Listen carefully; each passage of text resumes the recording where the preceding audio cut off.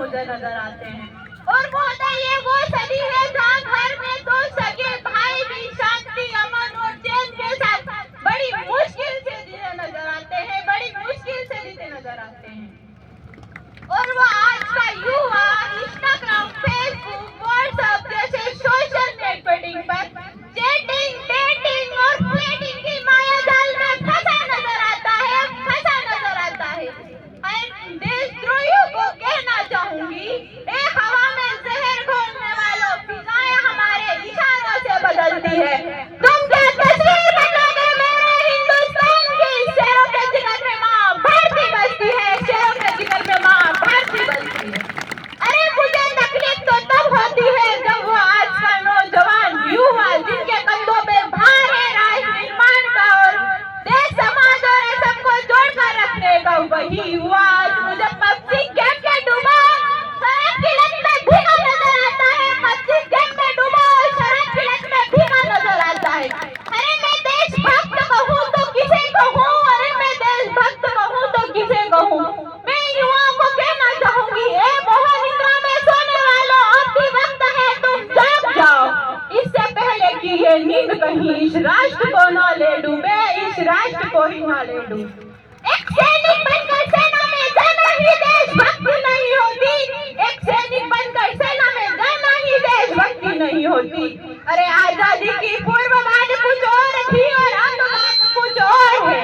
तब रानी लक्ष्मीबाई, चंद्रशेखर आजाद, महात्मा गांधी, इन्हें हम देशभक्त कहते हैं।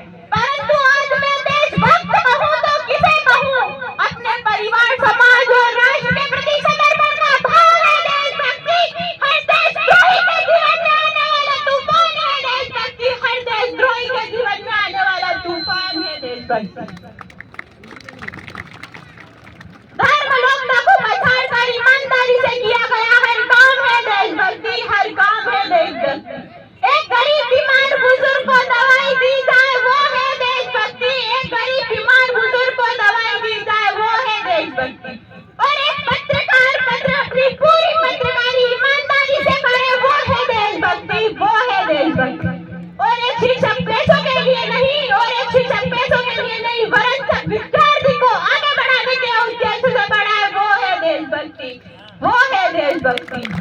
और एक ये नौजवान युवा इस वतन की रक्षा के खातिर दूसरों को मारने के लिए नहीं, पहले खुद मारने के लिए तैयार हो, वो है देशभक्ति, वो है देशभक्ति।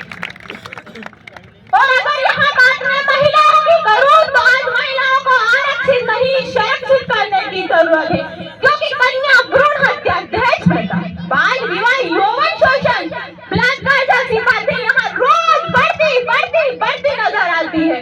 मैं नारी सशक्तिकरण में कुछ पंक्तियां अदा करना चाहूंगी कि इस वतन की रक्षा का हम लड़कियों को भी हक है, और इतिहास की किताबें उठा कर देख लो जिनको भी हमारी काबिलियत पर शक है। किसी के लिए खुशियां लेकर आई हूँ तो किसी के लिए गाली बरसाई हूँ। मैं भारत माँ की बेटी हूँ, मैं इस वतन के लिए कंधे से कंधा मिलाने आई। भारत माँ की बेटी हूँ, मैं तैयार हूँ शहर पे जाके सीने पे गोली खाने को, शहर पे जाके सीने पे गोली खाने को। एक माँ बनकर हर दस्त से जाना आता है, एक बहन, बेटी और पत्नी बनकर गन को छुपाना आता है। और रसोई में सिर्फ बेलनी नहीं साहब, और रसोई में सिर्फ बेलनी नहीं साहब, मुझे इस वतन के रक्षा के खातिर हथियार उठाना भी आता है, हथियार उठाना भी आता है। और भूल मत करना सिर्फ पापा की परी समझने की, मैं रानी लक्ष्मीबाई हूँ, मैं रानी लक्ष्मीबाई। आप सबको धन्यवाद।